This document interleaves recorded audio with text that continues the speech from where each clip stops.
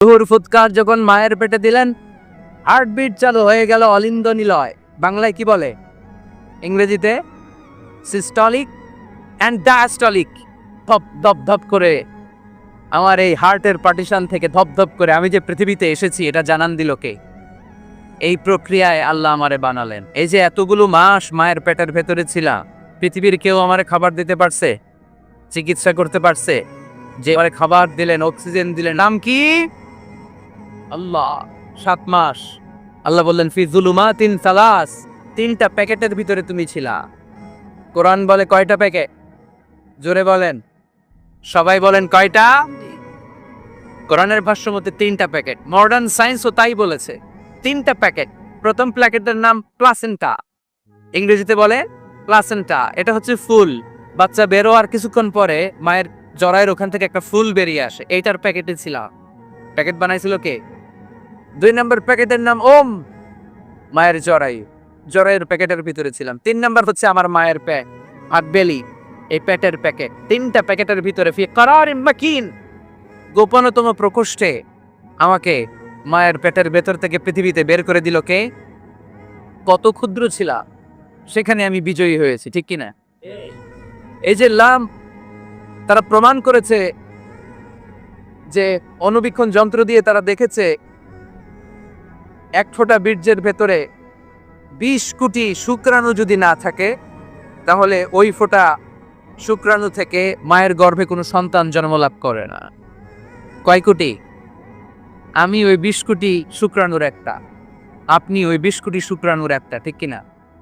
তার মানে মহা একটা যুদ্ধ হয়েছিল তখন ডিম্বাণুর ভেতরে আঘাত করার জন্য। সেই যুদ্ধে 19,99,99,999 শুক্রাণুকে পেছনে ফেলে ওই খেলায় চ্যাম্পিয়ন হয়েছিলাম আমি। চিল্লায় বলেন ঠিক কিনা? ওই দিন মায়ের পেটে যে আমার অস্তিত্বের জানান আমি দিয়েছিলাম, তখন আমার হাত ছিল নাকি? পা ছিল? দাদা ছিল? দাদি ছিল? টাকা ছিল? ব্যাংক ব্যালেন্স ছিল? কিছুই ছিল না। তখন আমি বিজয়ী হয়েছি। তখনও যখন আমি বিজয় লাভ করতে পেরেছি, এই দুনিয়ার বুকে এসেও আমাদের বিজয় কেউ ঠেকায় রাখতে পারবে না। চিল্লায় বলেন ঠিক কিনা?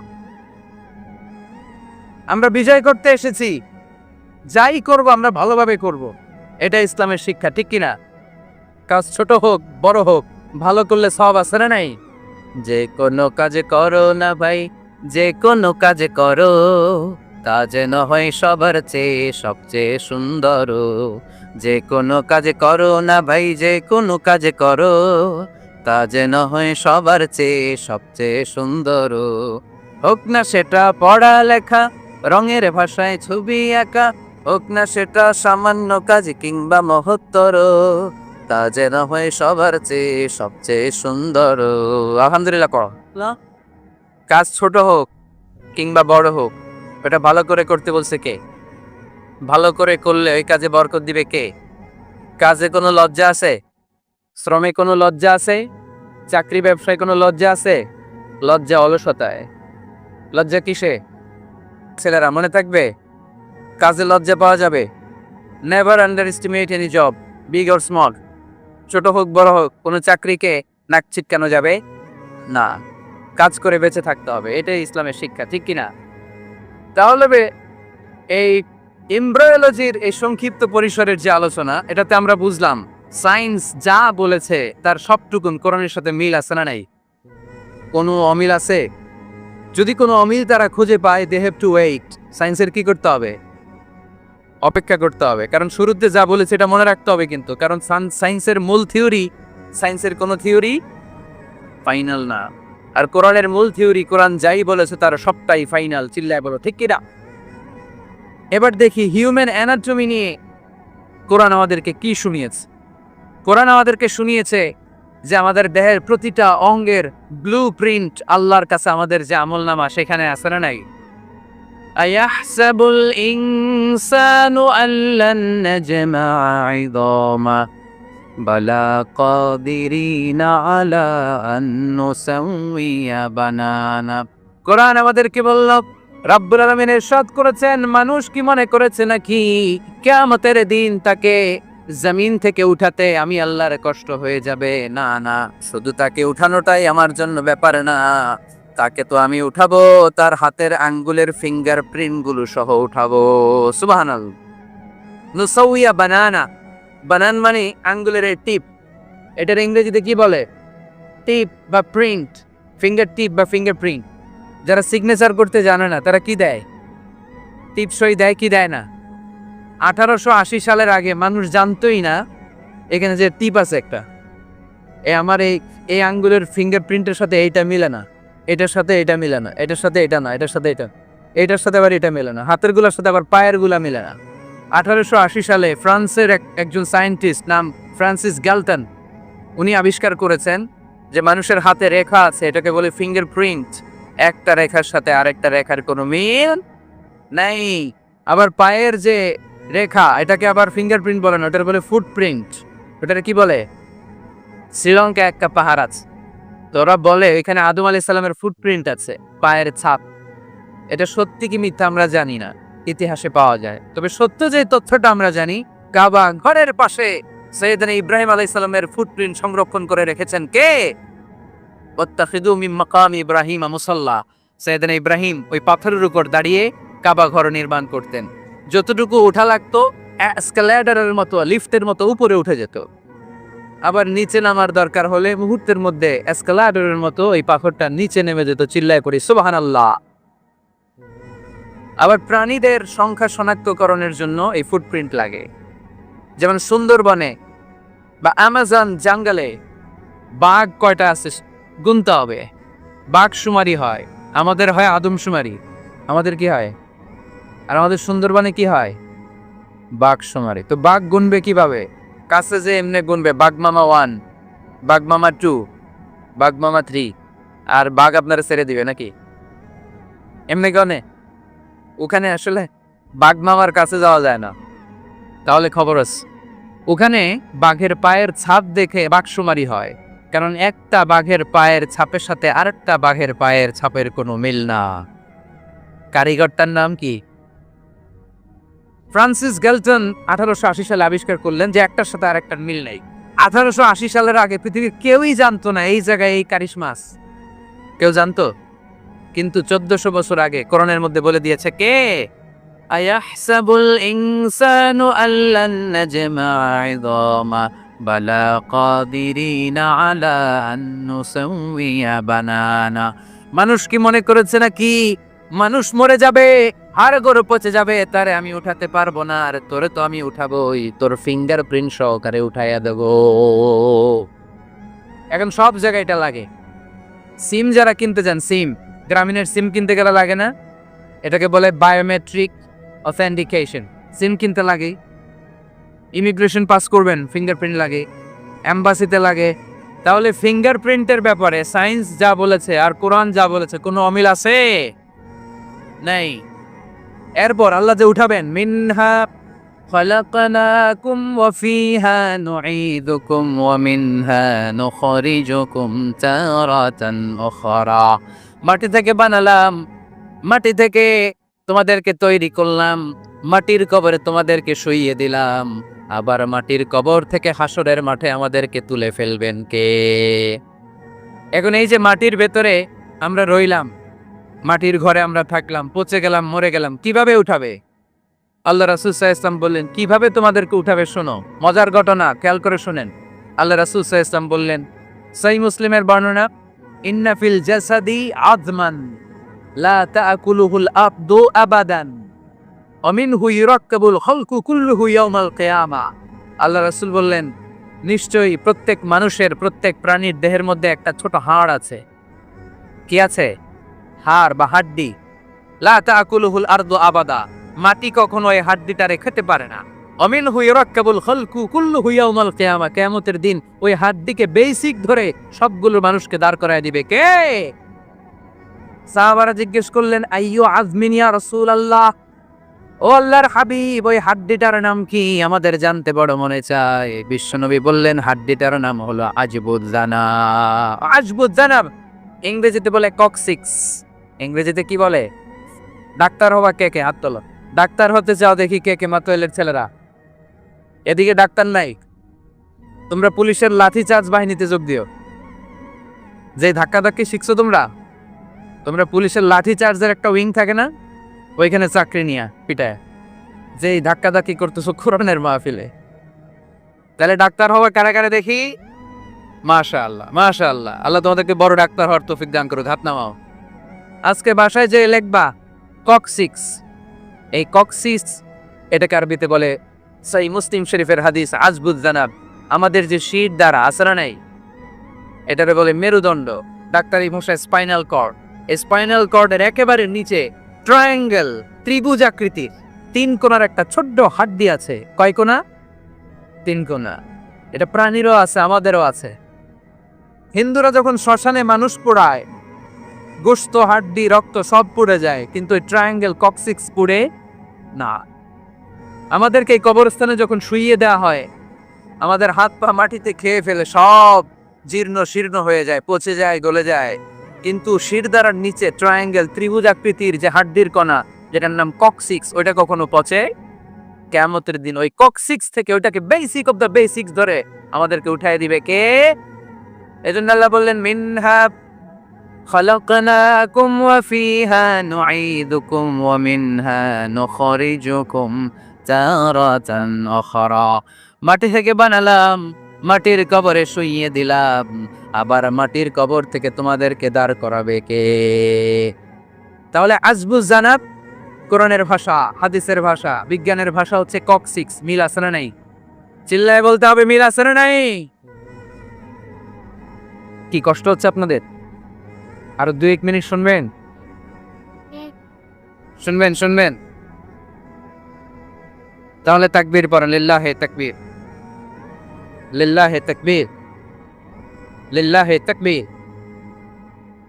তাহলে হিউম্যান অ্যানাটমি নিয়ে আমরা সায়েন্সের ভাষ্য আর কোরআনের ভাষ্য যা শুনেছি, মিল আছে না নাই? এবার আমরা ফিজিক্স নিয়ে শুনবো। ফিজিক্স মানে কি? পদার্থবিদ্যা। পদার্থের অনেক গুরুত্বপূর্ণ একটা এলিমেন্ট হচ্ছে লোহা। লোহা চিনি আমরা। এই মাইকে লোহা আছে না নাই? লোহা ছাড়া মাইক বানানো যায়, বাড়ি বানানো যায়, গাড়ি বানানো যায়, ক্যামেরা বানানো যায়, মোবাইল বানানো যায়, প্লেন বানানো যায়, কম্পিউটার বানানো যায়। লোহা ছাড়া কিছুই হয় না, ঠিক কি না? যেহেতু লোহা ছাড়া কিছুই হয় না, এই জন্য লোহার নামে আল্লাহ কোরআন একটা সূরাই দিয়ে দিলে। সুবহানাল্লাহ বাড়িতে গিয়ে বলেন ওই সূরাটার নাম, আরো জোরে মাশাআল্লাহ। আল হাদিদ। আল্লাহ বললেন ওয়া আলান্না লাহুল হাদিদ, ও দাউদ তোমার জন্য লোহারে আমি নরম বানিয়ে দিলাম। ফিহি বাসুন শাদীদ ওয়া মানাফিউ লিন-নাস ওয়া আনজালনাল হাদিদা ফিহি বাসুন শাদীদ ওয়া মানাফিউ লিন-নাস। আমি লোহাকে আকাশ থেকে নাজিল করলাম, লোহার ভেতরে রয়েছে অনেক শক্তি। মানাফিউ লিন-নাস, মানুষের জন্য উপকার। এই লোহা দিয়ে নানান ধরনের জিনিস বানানোর কৌশল আমাদেরকে শিখালো কে? হাদিদ মানে লোহা। হাদিদ মানে কি? লোহা। আল্লাহ বললেন, খেয়াল করে শুনেন, সূরার নাম হাদিদ, লোহা। ওয়া আনজালনাল হাদিদ, লোহাকে আমি নাজিল করেছি। এই আয়াত থেকে বোঝা গেল লোহা পৃথিবীর উপাদান না। চাচা, ওয়া আনজালনাল হাদিদ, লোহাকে আমি নাজিল করেছি। আকাশ থেকে বৃষ্টি নাজিল করে কে? এই কোরআনকে নাজিল করছে কে? নাজিল কি উপরের থেকে হয় না নিচ থেকে? তার মানে ওয়া আনজালনাল হাদিদ, লোহাকেও আল্লাহ এইভাবে নাজিল করছে। কোরআন যেমনি উপর থেকে নিচে, আপ টু ডাউন, বৃষ্টি যেমনি উপর থেকে নিচে, তেমনি লোহাকেও উপর থেকে নিচে নাজিল করেছে কে? কোরআনের এই আয়াত থেকে বোঝা যায় লোহা পৃথিবীর উপাদান নয়, লোহা নিশ্চয়ই বাইরে থেকে এসেছে। সায়েন্স বর্তমান সময়ে এটাই বলছে, চিল্লায় কোন সুবহানাল্লাহ। সায়েন্স বলছে লোহার একটা মলিকিউল তৈরি করতে যে টেম্পারেচার বা তাপ লাগে, এটা পৃথিবীতে দূরের কথা, সূর্যের ভেতরেও নাই। 1 কোটি ডিগ্রি সেলসিয়াসের তাপমাত্রা ছাড়া লোহার কোনো অণু পৃথিবীতে তৈরি হওয়া সম্ভব না। চিল্লায় বলো ঠিক কিনা? এত বেশি তাপমাত্রা, সৌরজগতের সব গ্রহ নক্ষত্রের তাপমাত্রা একসাথে মিলালেও চলবে না। তার মানে কোরআন যা বলেছে আর সায়েন্স যা বলেছে, মিল আছে না নাই? এরপরে কোরআন পাহাড়ের ব্যাপারে বলেছে, ওয়াজআলনাল জিবালা আওতাদা, আমি পাহাড়গুলোরে পেরেকের মতো জমিনে ঢুকিয়ে দিয়েছি। সুবহানাল্লাহ। তাহলে পাহাড়কে আল্লাহ তাআলা পেরেকের সাথে তুলনা করলেন। কিসের সাথে? পেরেক চিনেন? সবাই চিনেন? কি করে পেরেক দিয়ে? কাঠের ভিতরে ঢুকে না, দেয়ালে ঢুকে। তাহলে আল্লাহ পাহাড়গুলোরে বললেন পেরেক। আচ্ছা, পেরেক যখন আমরা কাঠের ভিতরে ঢুকাই, পুরো পেরেকটা কাঠের ভিতরে ঢুকে যায়, উপরে শুধু কি থাকে? মাথাটা থাকে, ঠিক কিনা? তার মানে আমরা যে পাহাড় দেখতে পাচ্ছি এটা পাহাড়ের মাথা। পুরো পেরেক যেমনি কাঠের ভিতরে, পুরো পাহাড়টা আছে মাটির ভিতরে। চিল্লায় পড়ে আল্লাহু আকবার। জমিনে আমরা দৃশ্যমান এই পৃথিবীতে খালি চোখে যে পাহাড় দেখতে পাই, এটা আসল পাহাড় না, এটা পাহাড়ের মাথা। যেমনি পেরেক যখন কাঠের ভিতরে ঢুকে দেই, পুরো পেরেকটা কাঠের ভিতরে ঢুকে যায় কি যায় না? পেরেক নিয়ে যখন আমি হাতুড়ি দিয়ে মারলাম, পুরো পেরেকটা কই যায়? কাঠের ভিতরে, তাই না? তার মানে খালি চোখে যে পাহাড় দেখি, এটা পেরেকের মাথা যেমনি একটু দেখা যায়, এটা পাহাড়ের মাথা। আসল পাহাড় মাটির ভেতরে, উপরে যদ্দূর দেখা যায় তার কমসে কম 10 গুণ পাহাড় মাটির ভিতরে রেখে দিয়েছে কে? এই জন্য আল্লাহ উপমাটা, মেটাফরিকটা এইভাবে দিলেন, ও যে আল্লাল জিবালা আওতাদা, এই পাহাড়কে, মাউন্ট এভারেস্টকে, আলাস্কা পর্বতমালাকে, আলপস পর্বতমালাকে, এই গারো পাহাড়কে, এই কেওক্রাডাঙ্গার তাজিংডং বিজয়কে আমি পাহাড়ের মতো জমিনের মধ্যে গেড়ে দিয়েছে। চিল্লায় পড়বো সুবহানাল্লাহ। আবার আল্লাহ বললেন, ওয়ামিনাল জিবালি জুদাদুম বিদু ওয়া হুমরুম মুখতালিফুন আলওয়ানুহা ওয়া গরাবিবু সুদ। পাহাড়ের মধ্যে কোন পাহাড় আমি বানিয়েছি ধবধবে শুভ্র সাদা, কোন পাহাড় আমি বানিয়েছি রক্তিম লাল, কোন পাহাড় আমি বানিয়েছি কুচকুচে কালো। 3 কালারের পাহাড়। কয় কালারের? মৌলিকভাবে ধবধবে শুভ্র সাদা পাহাড়, অথবা রক্তিম লাল পাহাড়, অথবা কুচকুচে কালো পাহাড়। আপনি পৃথিবীর পাহাড়গুলো নিয়ে যদি গবেষণা করেন, বিভিন্ন রঙের পাহাড় আপনি দেখবেন। আমি তো পৃথিবীর অনেক জায়গায় পাহাড় দেখেছি। মিশরে আমি তুর পাহাড়ের চূড়ায় উঠেছি। ওখানে যেখানে মুসা আলাইহিস সালামের কাছে আল্লাহ নূরের তাজাল্লি দিয়ে ফোকাস করেছেন, পাহাড়টার নাম তুর পাহাড়। 2 বার আমি উঠেছি এটার চূড়ায়। উঠতে আমার অনেক কষ্ট হয়েছে। ওখানে উঠে ফজরের সালাত পড়ে আমি খেয়াল করে দেখলাম তুর পাহাড়ের আশেপাশের পাহাড়গুলো কোনোটা খয়েরি, কোনোটা কালো, কোনোটা লাল, কোনোটা ধূসর। আল্লাহু আকবার। এক এক পাহাড়কে এক এক রং দিয়ে তৈরি করলো কে? পৃথিবীতে চায়না নামে একটা দেশ আছে না? চায়না একটা শহর আছে গানজু, কি নাম? আজকে যে গুগল করবা, the গানজু city located in China. চায়নাতে অবস্থিত গানজু শহরে একটা পাহাড় আছে। এই পাহাড়ের নাম রেইনবো মাউন্টেন। কি নাম?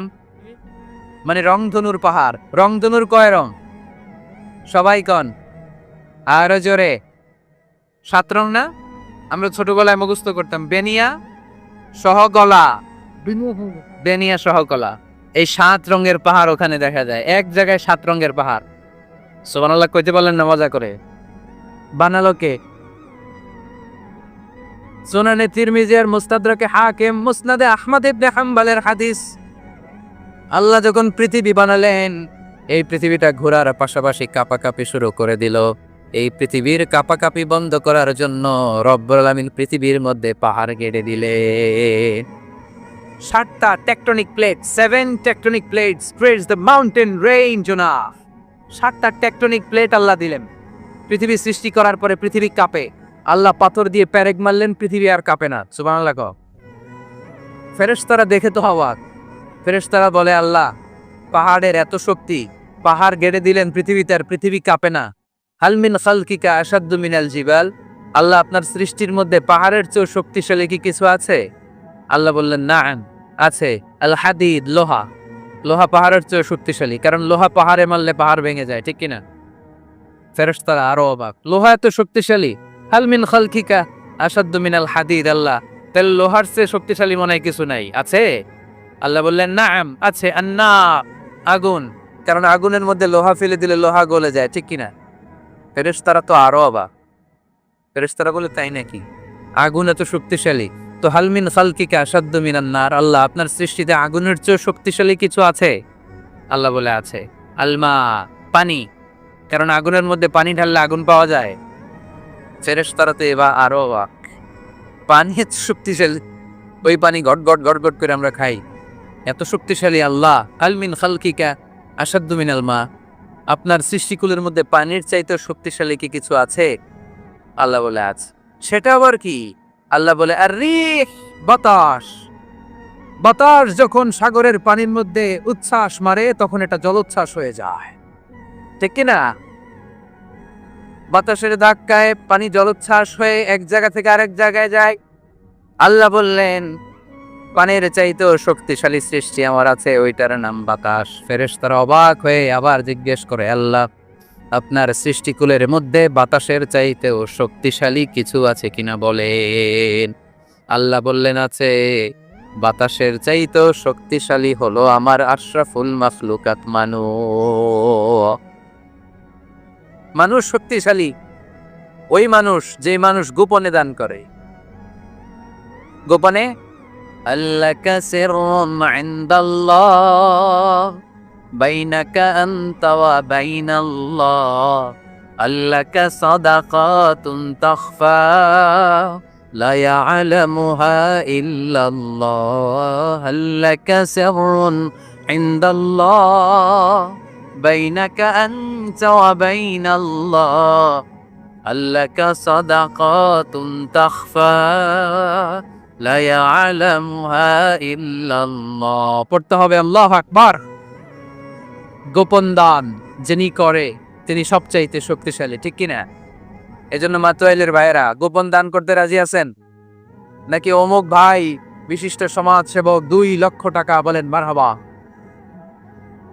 এইভাবে দান করবেন। মারহাবা করলেও আসি, না কইলেও আসি, ঠিক কিনা? মারহাবা যদি বলে দেন, সমস্যা নাই। মারহাবা না বললেও দিবেন। তাহলে খুশি কে? বেশি খুশি হয় যখন লুকায় লুকায় দেন, নাম না জানায় দেন। ওই দান আল্লাহ এমন ভাবে কবুল করে, ওই দানের কারণে 7 শ্রেণীর ব্যক্তিকে আল্লাহ আরশের নিচে ছায়া দিবে। যেদিন কোনো ছায়া পাওয়া যাবে না, ওই দিন ওই ব্যক্তিকে আল্লাহ টেনে আরশের ছায়ার নিচে বসিয়ে দিবে। তাহলে কোরআন পাহাড়ের কথা যা বলেছে, বিজ্ঞানে ওই কথা আছে না নাই? এরপর কোরআন বলেছে, আলাম তারা আন্নাল্লাহা ইউসজি সাহাবান সুম্মা ইউআল্লিফু বাইনাহু সুম্মা ইয়াজআলহু রুকামান ফাতারাল ওয়াদগা ইয়াখরুজু মিন খিলালিহি।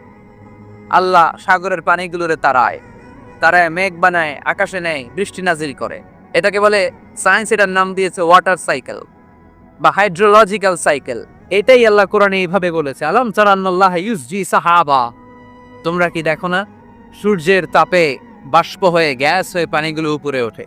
যারা বিমান দিয়ে ফ্লাই করেন তারা বিমানের জানালার পাশে সিট পেলে দেখেন নাই কিভাবে মেঘমালাগুলো বিমানের সাথে খেলা করে? এগুলো তৈরি করছে কে? তার মানে কোরআন যা বলল বিজ্ঞান তাই বলে। সানশাইন, সূর্যের প্রখর তাপে পানিগুলো বাষ্প হয়ে উপরে যায়, ঘনীভূত হয়, কন্ডেনসেশন, কন্ডেন্সড হয়, ঘনীভূত হয়, মেঘমালা হয়। ওই মেঘ থেকে ঝিরি ঝিরি বৃষ্টি নাজিল করে কে? আমাদের ফসল খেতে গরু যদি খাইতে আসে, আমরা তারাই না? আল্লাহ কয়, তুই তোর ফসল ক্ষেত বাঁচানোর জন্য গরু তারাস, আমি তো আকাশে মেঘ তারাই। তোর এখান থেকে যে ফসল আসে, এখানে ফসল উৎপাদনের জন্য পরিশ্রম তুই একা করস নাই, আমারও পরিশ্রম আছে। তুই দুনিয়ার জমিনে ছাগল তাড়িয়ে দিস, আমি আল্লাহর আদেশে আকাশের মেঘগুলো আমি তাড়িয়ে তোর ক্ষেতের উপরে, ফসল ক্ষেতের উপরে নিয়ে বৃষ্টি নাজিল করে আমি সবুজ শ্যামল ফসল ক্ষেত দিয়েছি। তার মানে সায়েন্স যা বলেছে আর বিজ্ঞান যা বলেছে মিল আছে না নাই? আকাশে মেঘমালা দেখলে বিষ্ণু ইসলাম ভয় পেয়ে যেতেন, দোয়া পড়তেন, আল্লাহুম্মা সাইয়িবান নাফিআ, আল্লাহ উপকারী বৃষ্টি দেন। বৃষ্টি দেখলে, মেঘ দেখলে আল্লাহ রাসূল পেরেশান, একবার ঘরের ভিতরে আরেকবার বাইরে, একবার ভিতরে আরেকবার বাইরে। আম্মা জান বলতেন, ইয়া রাসূলুল্লাহ, আকাশে মেঘ দেখলে আপনি পেরেশান হন কেন? আল্লাহ রাসূল কেঁদে কেঁদে বলতেন, আয়েশা, আমি জানি না এই বৃষ্টি আর তুফান থেকে মদিনায় সজীব শ্যামল ঘাস লতা পাতা জন্মাবে, নাকি এর মধ্যে থেকে বজ্রপাত এসে আমাদের পাপের কারণে আল্লাহ মদিনাটারে জ্বালিয়ে দিবে, আমি জানি না। আমরাও যে আকাশে মেঘমালা দেখি, আমরা কি জানি এটা কি রহমতের মেঘ না আযাবের মেঘ? জানি আমরা। তারপরেও বৃষ্টি আসলে আমাদের গান আছে না নাই? বৃষ্টি আসলে দেখবেন গান লাগায় দেয়। বৃষ্টি পরে টাপুর টুপুর, ওই কয় পায়ে দিয়ে সোনার নুপুর, সব মুখস্থ। এগুলো করা যাবে না। বৃষ্টি দেখলে দোয়া পড়তে হবে, আল্লাহুম্মা সাইয়িবান নাফিআ, আল্লাহুম্মা আসকিনা গাইসান মুগীসান মারিআন নাফিআন গায়রা দার আজিলান গায়রা আজিল। আল্লাহ, এই মেঘমালা থেকে এমন বৃষ্টি দাও যেই বৃষ্টি আমাদের জন্য কল্যাণকর, যেই বৃষ্টিতে ঘাস লতা পাতা জন্মায়, যে বৃষ্টিতে আমাদের গবাদি পশুর জন্য রিজিক থাকে, কল্যাণকর বৃষ্টি দাও আল্লাহ, ক্ষতিকর বৃষ্টি দিও না, তাড়াতাড়ি দাও, দেরি করো না। চিল্লায় পড়ে না আমিন।